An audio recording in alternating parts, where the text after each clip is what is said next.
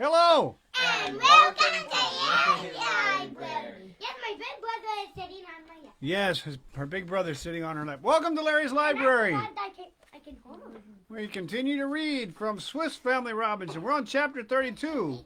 Completion of 2 farmhouses, a lake, a boat. They cover a lot of stuff in these chapters, don't they? All right.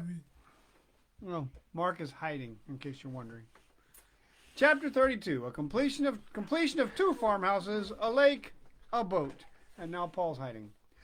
The trees that I had chosen for the construction of my farmhouse embellishments were for the most part 1 foot in diameter in the trunk. They presented the form of a tolerably regular parallelogram with its longest side to the sea, the length 24 feet and the breadth 16. I cut little hollow places or mortises in the trunks at the distance of 10 feet, one above the other, to form 2 stories. The upper one I made a few inches shorter before than behind, that the roof might be in some degree shelving. I then inserted 5 beams, 5 inches in diameter, respectively, in the mortises, and thus formed the skeleton of my building. We next nailed some laths from tree to tree at equal distances from each other to form the roof, and placed on them, in mathematical order, a covering composed of pieces of the bark of trees cut into the shape of tiles and in a sloping position for the rain to run off in the wet season. As we had no great provision of iron nails, we used for the purpose the strong pointed thorn of the acacia, which we had discovered the day before. We cut down a quantity of them and laid them in the sun to dry, when they became hard as iron and were of essential service to our undertaking. After our next meal, we resumed with ardor our undertaking of the farmhouse, which we continued without interruption for several days. We formed the walls with matted reeds interwoven with pliant laths to a height of 6 feet. The remaining space to the roof was enclosed with only a simple grating that the air and light might be admitted. A door was placed in the middle of the front. We next arranged the interior with as much convenience as the shortness of time and our reluctance to use all our timber would allow. We divided it up halfway up by a partition wall into 2 unequal parts. The largest was intended for the sheep and goats, and the smallest for ourselves when we should wish to pass a few days here. At the further end of the stable we fixed a house for the fowls, and above it a sort of hayloft for the forage. Before the door of entrance we placed 2 benches, contrived as well as we could of laths and odd pieces of wood, that we might rest ourselves under the shade of the trees, and enjoy the exquisite prospect which presented itself on all sides. Our own apartment was provided with a couple of the best bedsteads we could make of twigs of trees raised upon 4 legs 2 feet from the ground, and these were destined to receive our cotton mattresses. Our aim was to content ourselves for the present with these slight hints of a dwelling, and to consider hereafter what additions either of convenience or ornament could be made, such as plastering, etc. I had imagined we should accomplish what we wished at the farm in 3 or 4 days, but we found in the experiment that a whole week was necessary, and our victuals fell short before our work was done. We began to consider what remedy we could apply to so embarrassing a circumstance. I could not prevail upon myself to return to Falcon Stream before I had completed my attentions at the farm and the other objects of my journey. Bless you. I had even come to the determination of erecting another building upon the site of Cape Disappointment. I therefore decided that on this trying occasion I would invest Fritz and Jack with the important mission.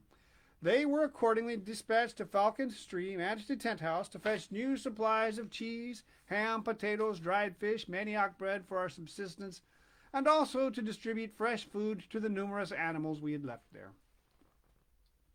During the absence of our purveyors, I rambled with Ernest about the neighboring soil to make what new discoveries I could, and to procure, if possible, additions to our store of provisions.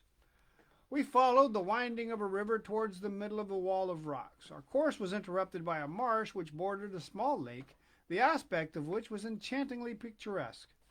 I perceived with joyful surprise that the whole surface of the swampy soil was covered with a kind of wild rice, ripe on the stalk, and which attracted the voracity of large flocks of birds. As we approached, a loud rustling was heard, and we distinguished on the wing bustards, Canada heath-fowl, and great numbers of smaller birds.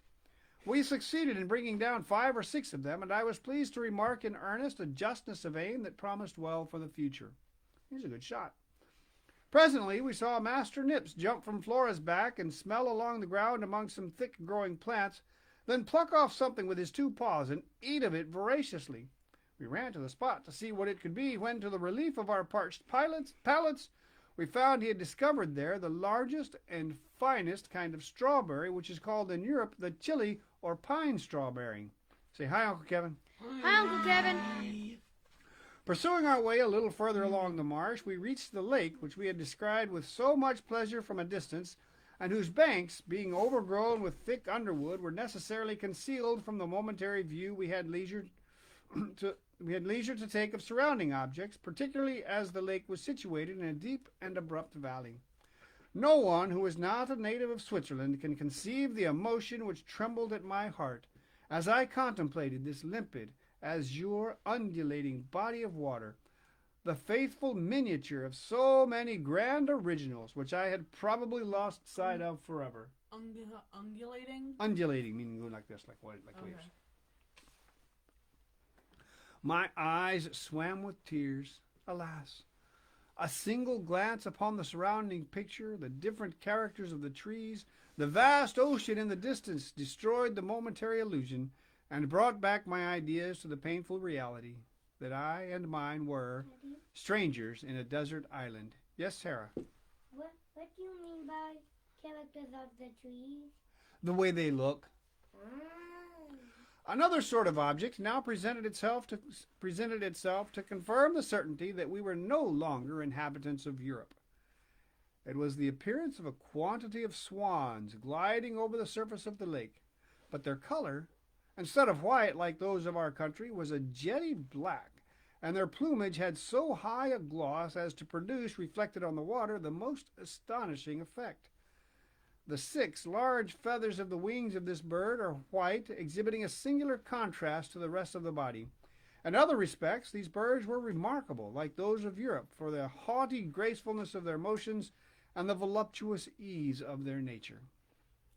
We now began to look for the shortest path for returning to the farm, which we reached at the same time with Fritz and Jack, who had well performed the object of their journey. We, on our part, produced our offering of strawberries and our specimen of rice, which we were welcomed with shouts of pleasure and surprise. We filled the stable with forage, laid a large provision of grain for the fowls within their house, and began arrangements for our departure. The following day we took a silent leave of our animals, and directed our course towards the eminence in the vicinity of Cape Disappointment. We ascended it, and found in it every respect adapted to our wishes. From this eminence we had a view over the country which surrounded the Falcon Stream in one direction, and in others of a richly diversified extent of landscape comprehending sea, land, and rocks. When we had paused for a short time upon the exhaustless beauties of the scene, we agreed with one voice that it should be on this spot we would build our second cottage. A spring of the clearest water issued from the soil near the summit, and flowed over its sloping side, forming agreeable cascades in its rapid course. In short, every feature of the picture contributed to form a landscape worthy the homage of a taste the most delicate and refined. I presented my children with an appropriate word. "Let us build here," exclaimed I, "and call the spot Arcadia." To which my wife and all agreed. It's that spot. We lost no time in again setting to work. Our experience at the farm enabled us to proceed with incredible rapidity, and our success was in every respect more complete. The building contained a dining room, 2 bedchambers, 2 stables, and a storeroom for preserving all kinds of provisions for man and beast. We formed the roof square with 4 sloped sides, and the whole had really the appearance of an European cottage, and was finished in the short space of 6 days. What now remained to be done was to fix on a tree fit for my project of a boat. After much search, I at length found one of prodigious size, and in most respects suitable to my views. It was, however, no very encouraging prospect I had before me, being nothing less than the stripping off a piece of the bark that should be 18 feet in length and 5 in diameter. And now I found my rope ladder of signal service. We fastened it by one end to the nearest branches, and it enabled us to work with the saw as might be necessary at any height from the ground. Accordingly, we cut quite round the trunk in 2 places, and then took a perpendicular slip from the whole length between the circles. By this means we could introduce the proper utensils for raising the rest by degrees till it was entirely separated. We toiled with increasing anxiety, at every moment dreading that we should not be able to preserve it from breaking or uninjured by our tools. When we had loosened it about half, we supported it by means of cords and pulleys, and when all was at length detached, we let it down gently, and with joy beheld it lying safe on the grass. Our business next was to mold it to our purpose, while the substance continued moist and flexible. The boys observed that we had now nothing more to do than to nail a plank at each end, and our boat would be as complete as those used by the savages. But for my own part, I could not be contented with a mere roll of bark for a boat, and when I reminded them of the paltry figure it would make following the pinnace, I heard not another word about the further pains and trouble, and they asked eagerly for my instructions. I made them assist me to saw the bark in the middle of the two ends, the length of several feet. These two parts I folded over till they ended in a point. I kept them in this form by the help of the strong glue I had before made from fish bladders and pieces of wood nailed fast over the hole. This operation tended to widen the boat in the middle and thus render it of too flat a form. But this we counteracted by straining a cord all round, which again reduced it to the due proportion, and in this state we put it in the sun to harden and fix. Before our departure for Tent House, we collected several new plants for our kitchen garden, and lastly we made another trip to the narrow strait at the end of the wall of rocks, resolved to plant there a sort of fortification of trees, which should produce the double effect of discouraging the invasion of savages and allowing us to keep our pigs on the other side and thus secure our different plantations from the chance of injury. We accomplished all these intentions to our entire satisfaction, and in addition we placed a slight drawbridge across the river beyond the narrow pass, which we could let down or take up at pleasure on our side. We now hastened our return to Arcadia, and after a night's repose we loaded the sledge with the boat and other matters and returned to Tent House. As soon as we had dispatched some necessary affairs, we resumed the completion of the boat. In 2 days she had received the addition of a keel, a neat lining of wood, a small flat floor, benches, a small mast and triangular sail, a rudder, and a thick coat of pitch on the outside, so that the first time we saw her in the water we were all in ecstasies at the charming appearance she made. We had still 2 months in prospect before the rainy season, and we employed them for completing our abode, the grotto, with the exception of such ornaments as we might have time to think of during the long days of winter. We made the internal divisions of planks, and that which separated us from the stables of stone, to protect us from the offensive smell occasioned by the animals. Our task was difficult, but from habit it became easier every day. We took care to collect or manufacture a sufficient quantity of all sorts of materials, such as beams and planks, reeds and twigs for matting, pieces of gypsum for plaster, etc., etc. At length, the time of the rainy season was near at hand, and we thought of it with pleasure, as it would put us in possession of the enjoyments we had procured by such unremitting industry and fatigue. We plastered over the walls of the principal apartments on each side with the greatest care, finishing them by pressure with a flat smooth board, and lastly a wash of size in the manner of plasterers in Europe. This ornamental portion of our work amused us all so much that we began to think we might venture a step further in European luxury, and agreed that we would attempt to make some carpets with the hair of our goats. To this effect we smoothed the ground in the rooms we intended to distinguish with great care, then spread over it some sailcloth, which my wife had joined in breadths and fitted exactly. We next strewed the goat's hair mixed with wool obtained from the sheep over the whole. On this surface we threw some hot water in which a strong cement had been dissolved. The whole was then rolled up and beaten for a considerable time with hard sticks. The sailcloth was now unrolled and the inside again sprinkled, rolled, and beaten as before, and this process was continued till the substance had become a sort of felt which could be separated from the sailcloth, and was lastly put in the sun to harden.